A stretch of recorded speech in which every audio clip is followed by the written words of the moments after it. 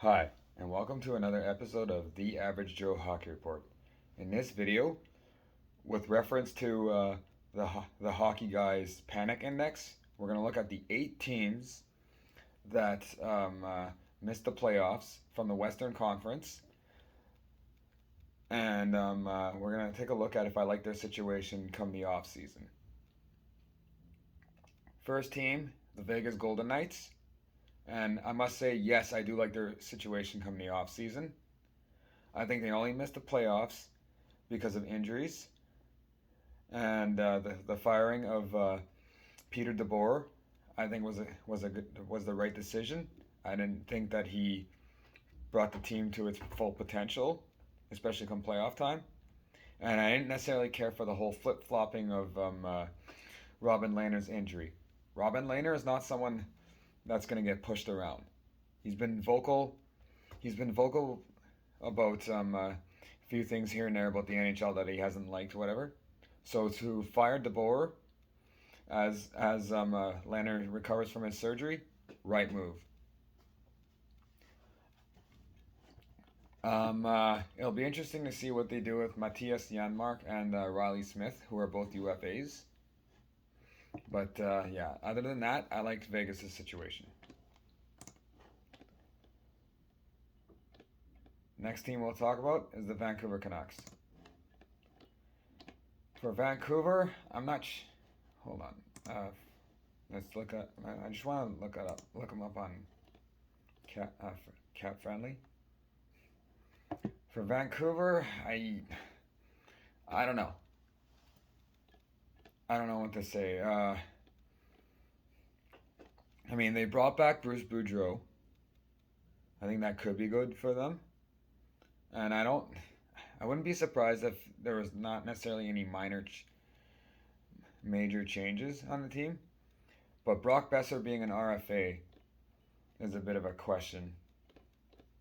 Is a bit of a question for sure.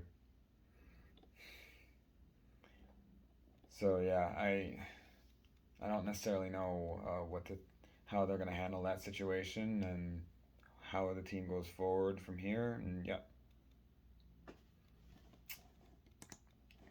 the next team, Winnipeg Jets, and I don't like their situation. Oh no, not one bit.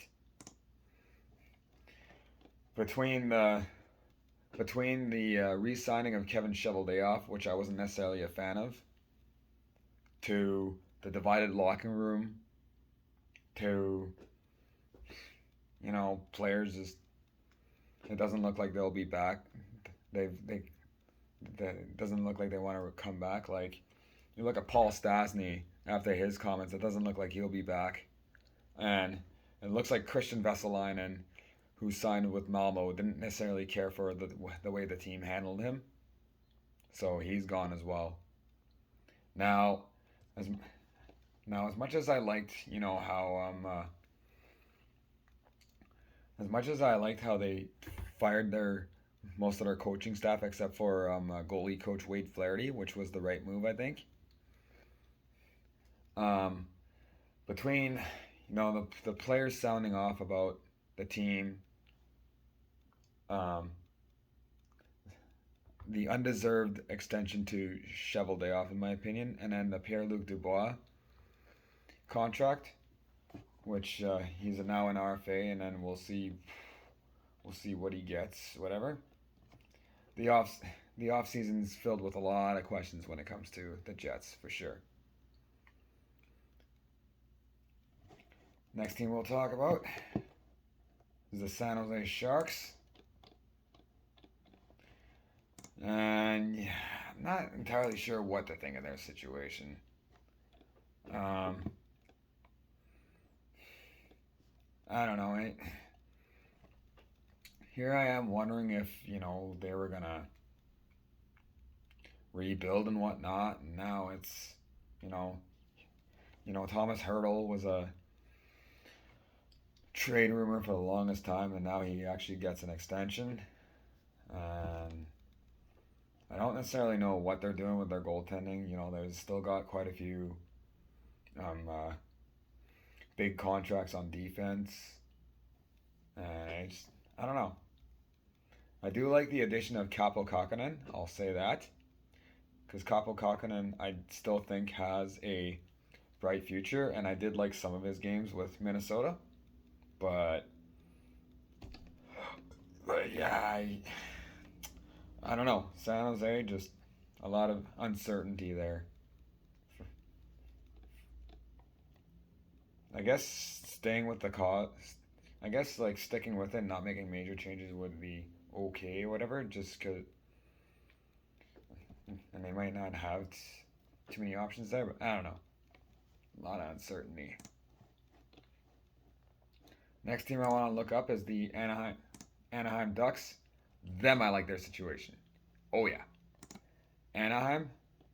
While they missed the playoffs, they did also take a step forward. Some of the some of those pros between Trevor Zegras and Jamie Drysdale, they had good seasons. You know, Troy Terry, I liked him.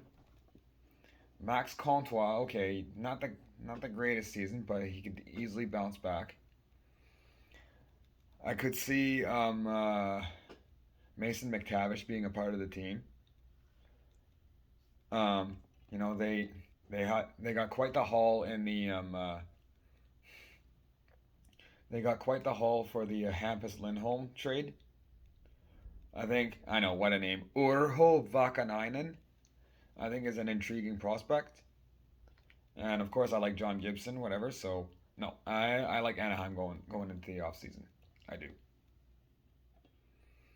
It sucks that they'll have to name a new captain with Ryan Getzlaff retiring probably, but no, I like Anaheim going forward.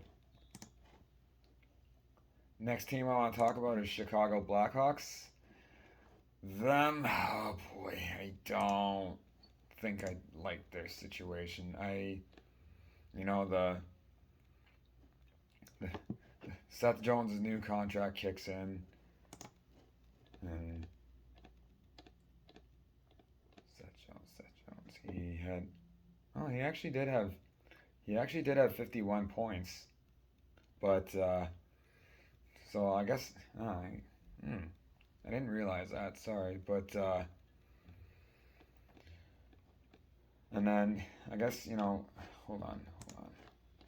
So yeah, and then Calvin DeHaan's contract is gone, so that saves 4.5 million there.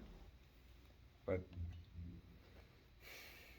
yeah, between Kirby Doc, Philip Kurashev, Dylan Strome, and Dominic Kubalik, they're all going to be RFAs, so they're going to need new contracts. So it's going to be interesting what happens there. Mind you, I guess it's not all bad for the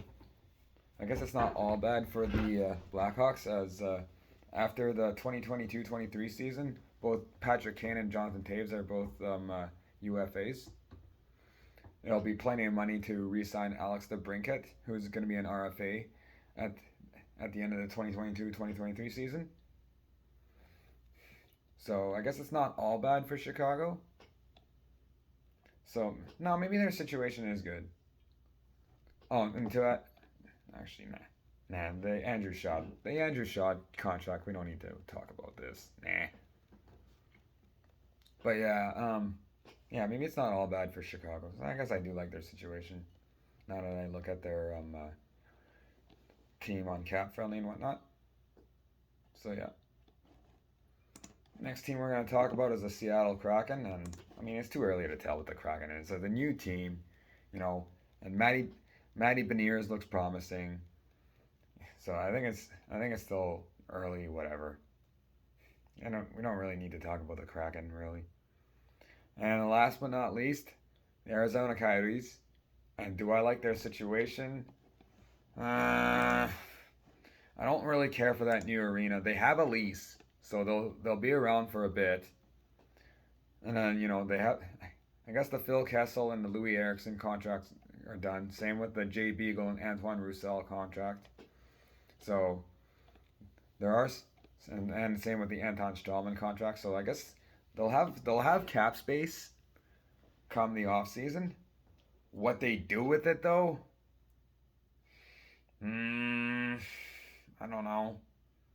And then to add, and then to add to it, I don't care for the new arena, and I honestly don't necessarily know.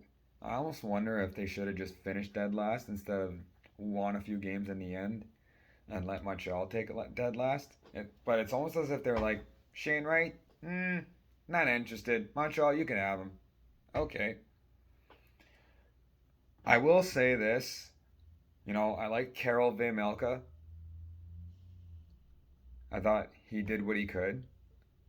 And I thought the Shane Gostisbehere story was cool. And I think they're in great contention to get Connor Bedard. But even if they would have gotten Shane Wright, I think they would have been in great contention to get both Shane Wright and Connor Bedard.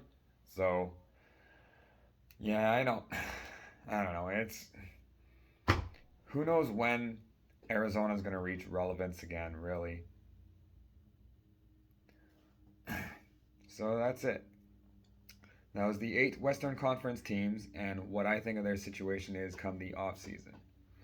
This video is mostly based on opinion and may not have any implication on how these teams enter the off season, or you could very well just very much disagree with what I have to say.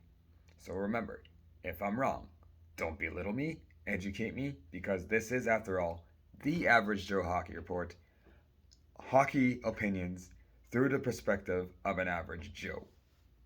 Take care, everyone, and follow my Instagram account, The Average Joe Hockey Report, and my YouTube channel, Marty Tommy, in parentheses, Average Joe Hockey Report.